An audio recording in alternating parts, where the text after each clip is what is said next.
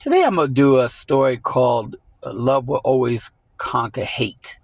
And sometimes God has showed me some things, even in a picture. And this picture that I looked at, these two pictures I looked at really moved me in a way that it almost brought me to tears because it intertwined with our lives, and it's so much of us today. And I'm gonna probably do a part one and part two because I really want to break these two stories down.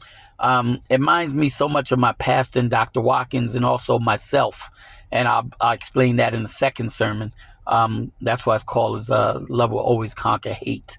The first one was the story is about a couple who, young lady was a big boss in a company. She owned her own company, and she was hiring a secretary, and so she was taking applications, and the gentleman that came in was the only gentleman that came in, and she told him, she said, I'm looking for a lady secretary, and he said, I know, I need a job. And so he put in his application, and when he came in, she fell for him right away. She fell in love with him, and so she wound up hiring him. Okay. And they wound up, he wound up being a good asset to a company and everything else, and they wound up getting close. And then about 3 to 4 months later, they started dating, and then within the year's time, they got married. Well, what happened was they got married, and they really didn't know each other's past. Okay, and so he was on the phone with his brother one day, and his brother called him by his nickname. And when his brother called him by his nickname, she looked at him and she said, "Are you?" Let's say I'm gonna just say BJ, and she thought, "That's your name? Your name BJ? Your nickname is BJ?" And he said yes, and she said, "Get out." She told him to get out the house. Now they married. They didn't get married. Okay, she told him to get out the house. Well, he didn't know what was going on. And he said, "Well, what's happening? What's the matter?" And she started screaming and everything else, telling him to get out the house. And so he leaves out the house. He goes to work, and she's giving him the cold shoulder and everything else. And the friend asks her, "Why are you treating your husband like you just got married? You're supposed to be on your honeymoon. Why are you treating your husband like this?" And she told her friend what happened when almost 20 years ago. See, when they was younger in high school, she was a big girl, and she wasn't attractive. And now she's this young lady that owns her own business, attractive and everything else. And they didn't know each other 20 years later because they looked totally different. They whole worlds was different. And so they didn't know each other when they met 20 years later. Well, she told the friend about what he did to her at 20 years ago, and the friend said, "You need to let this go." I don't think she told the friend how significant it was, but the friend said, "You need to let this go. You married this man now. You need to make this work." And she was like, "No, I'm gonna make him pay for what he did." So see, the love that she had, that she fell in love with him, now became hate, okay, for what he did to her 20 years ago, him and his brother. Well, he kept trying to find out what was going on, asking her what was going on, and she was just cold to him. She wouldn't make love to him. She wouldn't feed him. She wouldn't do nothing for him. She just gave him away. She even fired him from the job, and she tried to run him out the house.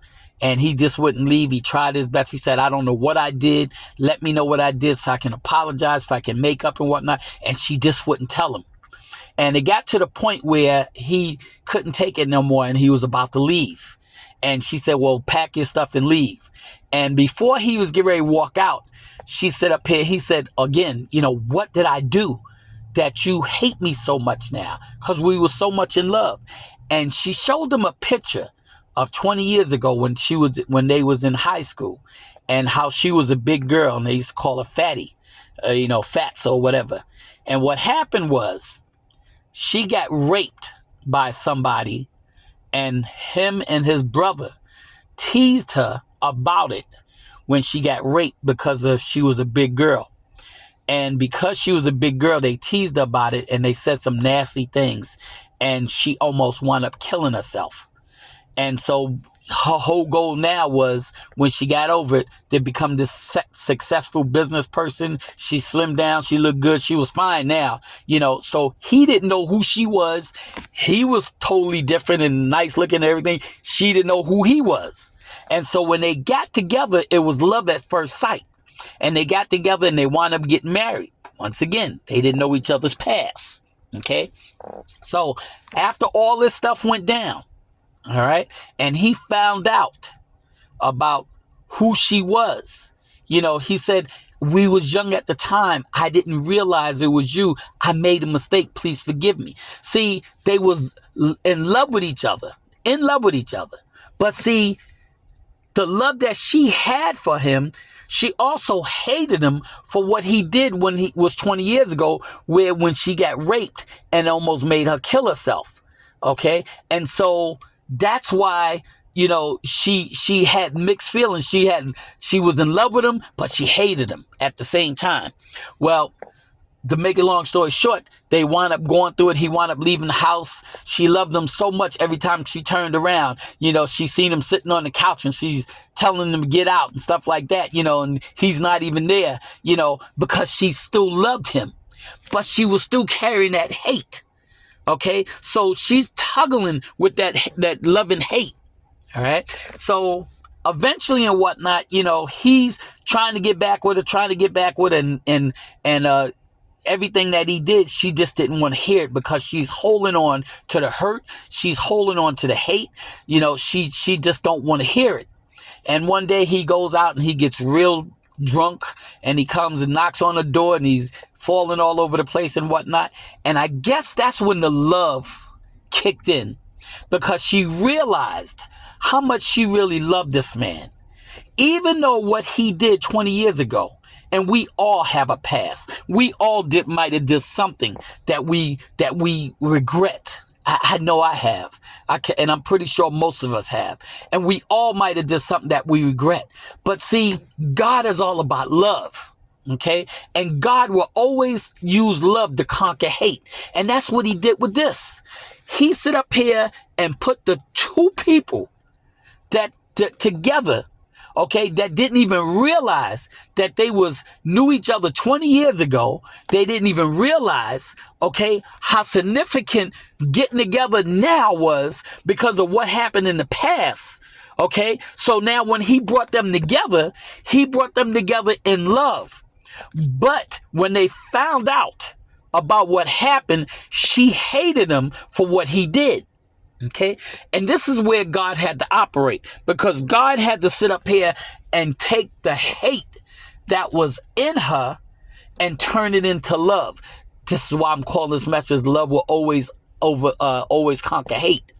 Because see, when you allow God to operate in your life and you allow God to show love, see, hate will hold you down. Hate will always stop you from what God has for you. But when you operate in love and you let God sit up here and use love to get you to where he wants you, even the person that you hated, you can fall in love with them and wind up marrying them, because that's what happened in this situation. Now, I'm not saying that's going to happen in every situation, but what I'm saying is when you allow God's love to sit up here and come in, and sit up here and overdo hate, okay? God will always use that love to take you to another level. And that's what happened. So because they came in on love, okay, and they found out later on about what happened in the early age, but God took that love to overcome that hate, they was able to get through what they had to get through, okay? This is the same thing I say with us. We have to stop allowing hate to take over our lives when God is trying to show you that his love. Because now you got to remember, all the stuff that we did towards God, but yet and still God loves us so much. God don't hate us. Because if God ever hated us, we'd be in a world of trouble. But God love is so overwhelming. No matter what you might have did in life, God said, if you come to him and ask for forgiveness, he will forgive you. And God loves you so much that he throws the stuff that you do in the sea of forgiveness. See, and this is what we have to do when it comes to love.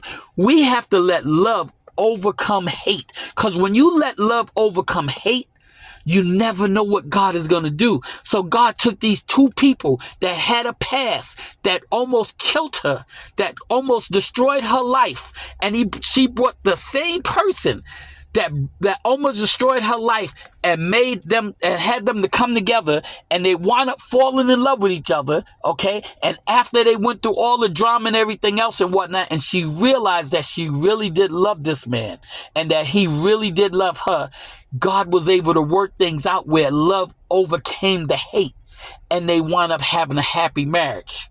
Now, that's the first story I'm going to tell you about. That's why I said, we got to look at love and hate, because love will always overcome hate if you allow it to. If you allow God to work in your life, God will always use love to overcome hate. The second story I'm going to give, because this is going to be a part 2. The second story I'm going to give is going to be a little bit more deeper. And it's, I'm gonna try to get through it a little faster because it is a little longer. So I'm gonna try to get through it a little faster, but it's gonna be a little deeper. This one, and like I said, I'm gonna definitely use my pastor and Dr. Watkins in this along with myself, because it really talks about a little bit about my life. It talks about Dr. Watkins' life a little bit, and it also tells a little bit about my pastor. And I'm going to explain that on the next one. So this is going to be part 1 of Love Will Always Conquer Hate. And I'm going to go on to part 2.